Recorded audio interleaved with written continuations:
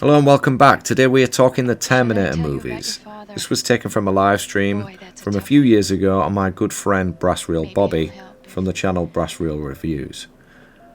So this is part one of Talking Terminator. And including what we're going to be talking about tonight with Terminator. I remember seeing that as a kid with my dad, and I think my mom may have been in the room but just not been aware of what was on the screen or something, but it was the eyeball scene, dude, that killed me in Terminator. Yeah. And that was just like, what the hell am I? But my dad was just cool with letting me watch horror films. He just was. It was weird.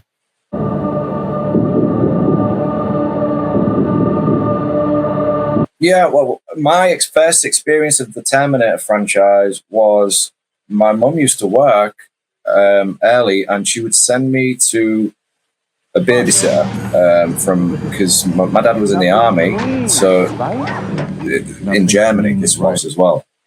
So there was one video store that would all the videos would be in English, and I remember this particular family that were babysitting for me while my mum was at work. They had all these videos, and first I saw RoboCop, and then I saw Terminator, and I remember being terrified of both. Like from a very young age. RoboCop had some terrible violence in it, dude. I mean,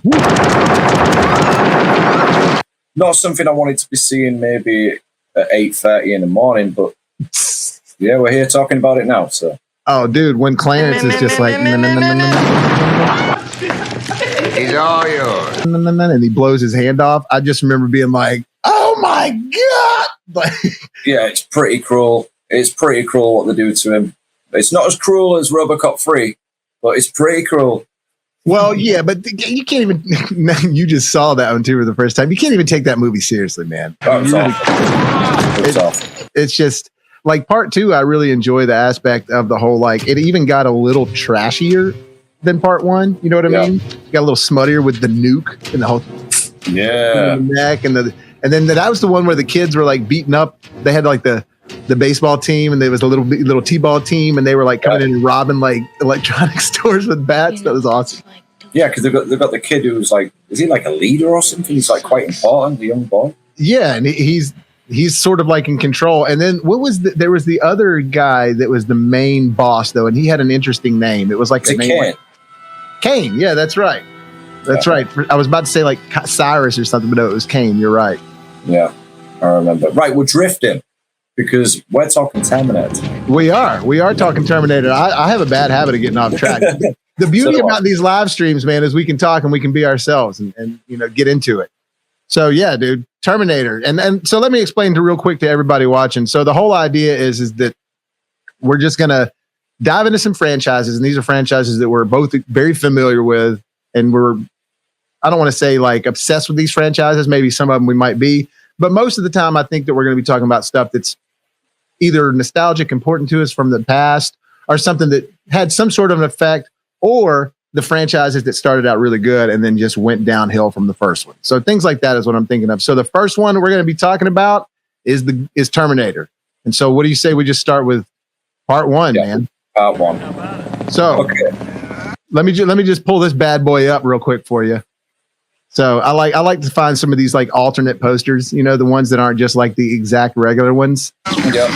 So tell me about your Terminator experience. Well, it's all about as a child, growing up, it was all about T2. And then as I get older, I appreciated the first one a hell of a lot more. It's a fantastic horror.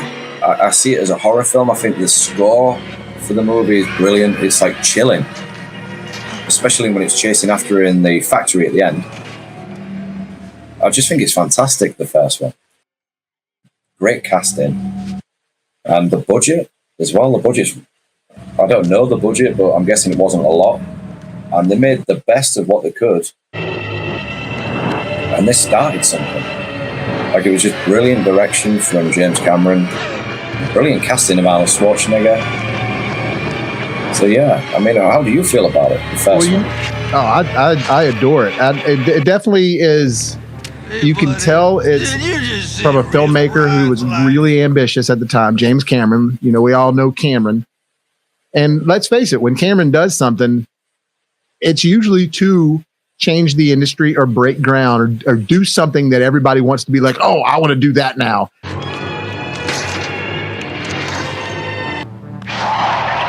And for the most part, he's succeeded every time as far as what he writes and directs, not what he like maybe produces here or does this. I'm talking about when it's his baby, he starts something like you just said. He created a genre that people, he brought the slasher horror vibe into the action world a little bit. What day is it? The date? 12 May, Thursday. What year? You know, I'm convinced that like Cobra wouldn't exist if it wasn't for Terminator, because the feel is a little bit of the same. It is an action movie, but there's a horror element to it, and it's dark. It's real, like just even when you're inside of buildings, it's just very dim lit all the time. And like you said, dude, that soundtrack, the score, I mean, it's almost more of a slasher horror film than it is an action movie. Yeah, I think the first one, I prefer the score from that one compared to the second one. But I think because the second one feels like a family film, even though it's not. It's set in the daytime and he's a hero in the second one. But the first one, it's what started it all. So am I. I think one of the reasons it changed is because they knew that they had something that could be a commercial success, and they needed to make it a little more commercial, which is what they did with the second one.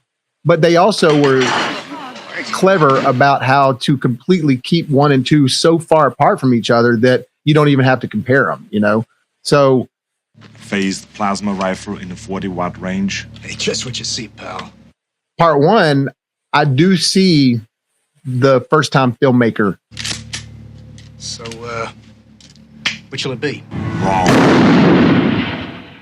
Things here and there. I don't know if you knew this, but James Cameron, the way he started was working for Roger Corman.